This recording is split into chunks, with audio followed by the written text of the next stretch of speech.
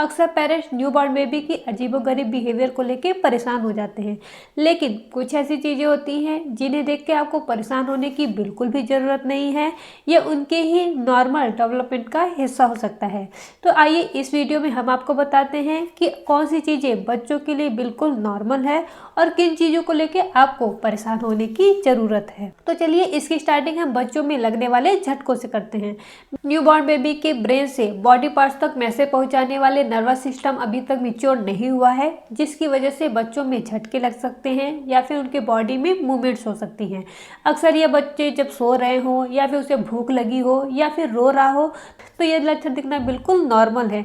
जब बच्चे का नर्वस सिस्टम मैच्योर हो जाएगा तो ऐसे में बच्चे का अपने बॉडी पे कंट्रोल हो जाएगा और बच्चों में झटके लगने या फिर मूवमेंट्स भी बंद हो जाएंगी। लेकिन अगर आपको ऐसा लग रहा है कि बच्चे को दौरे पड़ रहे हैं या फिर बच्चे के बॉडी में नॉन स्टॉप मूवमेंट हो रही है तो ऐसे में आपको डॉक्टर के पास ले जाना चाहिए और उसकी जांच करानी चाहिए।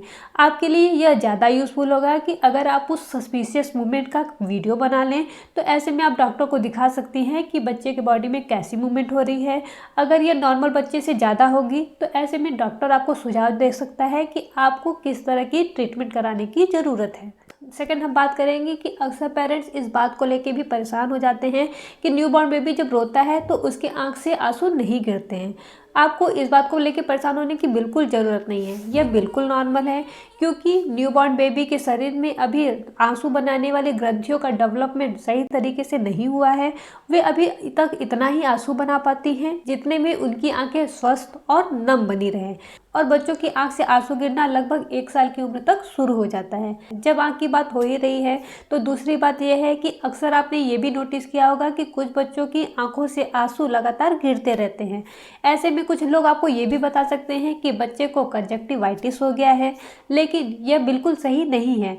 बच्चों में आंसू आंखों के नीचे ऊपर से ग्रंथियों द्वारा बनाया जाता है और ये आंखों को स्वच्छ और नम बनाए रखने के लिए आंखों पर बहता है और इसके बाद यह नलिकाओं द्वारा बाहर निकल जाता है।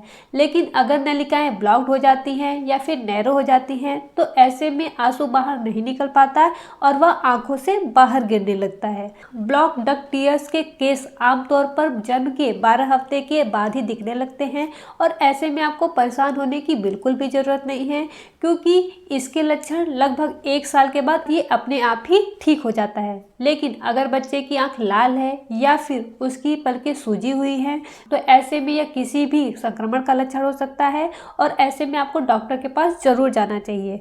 और अगर ब्लॉक डक्ट टीयर्स के लक्षण भी 1 साल के बाद भी ठीक नहीं हो रहा है तो ऐसे में भी आपको डॉक्टर से सुझाव जरूर लेना चाहिए। नेक्स्ट है हमारा कि न्यूबॉर्न बेबी दूध को उलट देते हैं। अक्सर न्यूबॉर्न बेबी जितना दूध पीते हैं उसका 25% दूध बाहर निकाल देते हैं क्योंकि बच्चे के खाने की नली और पेट के बीच लगा स्फिंक्टर इनमेच्योर होता है और इनमेच्योर होने के कारण वह अच्छी तरह से बंद नहीं हो पाता और बच्चे अक्सर आहार लिक्विड रूप में लेते हैं जिसकी वजह से पूरी तरह से बंद न होने की वजह से दूध वापस बच्चे के मुंह में आता है और बच्चा उसे थूक देता है। लेकिन जब बच्चे का स्फिंक्टर मैच्योर हो जाता है तो ऐसे में बच्चा दूध को थूकना बंद कर देता है। अगर बच्चा खुश है या फिर उसका वेट बढ़ रहा है तो ऐसे में आपको परेशान होने की बिल्कुल भी जरूरत नहीं है। लेकिन कुछ बच्चों के लिए दूध को उलटना पेनफुल हो सकता है और अगर आपका बच्चा चिड़चिड़ा हो रहा है या फिर उसका वजन घट रहा है तो ऐसे में आपको डॉक्टर की सलाह जरूर लेनी चाहिए। नेक्स्ट है हमारा कि अक्सर आपने ये देखा होगा कि बच्चे के जन्म के लगभग 2 से 4 हफ्ते के बाद ही उसके बॉडी पे या फिर चेहरे पे या फिर उसके माथे पे बहुत सारे रेड कलर के दाने डेवलप होने लगते हैं।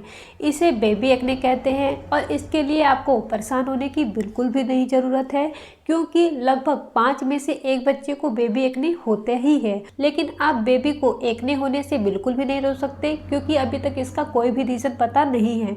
कुछ रिसर्चों का मानना है कि यह बच्चों की बॉडी में फ्लो होने वाली मातृ हार्मोन्स के कारण होता है, लेकिन कुछ लोग ऐसा मानते हैं कि यह बच्चों के रोम छिद्र यानी स्किन पोर्स अभी तक डेवलप नहीं हुए हैं या फिर बच्चे को कोई ऐसी चीज़ जो उसे सूट न कर रही हो, इसकी वजह से भी बच्चे को बेबी एक्ने हो सकता है।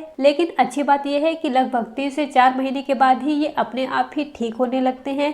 लेकिन अगर ऐसा आपको लग रहा है कि इसकी वजह से बच्चे को जलन हो रही है या फिर ये एक्ने और ज़्यादा बढ़ रहे हैं, तो ऐसे में आप डॉक्टर की या फिर पीडियाट्रिशियन की सलाह जरूर लीजिए। नेक्स्ट है हमारा कि अगर आपका बच्चा 3 से 4 घंटे से लगातार सो रहा है, ब्रेस्ट फीडिंग कराने पर वो फीडिंग भी नहीं कर रहा है, और अगर आपका बच्चा काफ़ी देर से रोया नहीं है, तो ऐसे में आपको बेफिक्र होने की ज़रूरत नहीं है कि बच्चा सो रहा है।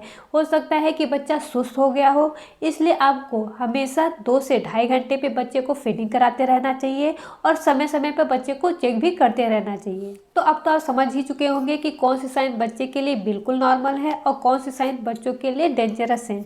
जैसे ही आपको डेंजरस वाले साइन दिखते हैं, तो ऐसे में आपको तुरंत डॉक्टर से संपर्क करना चाहिए।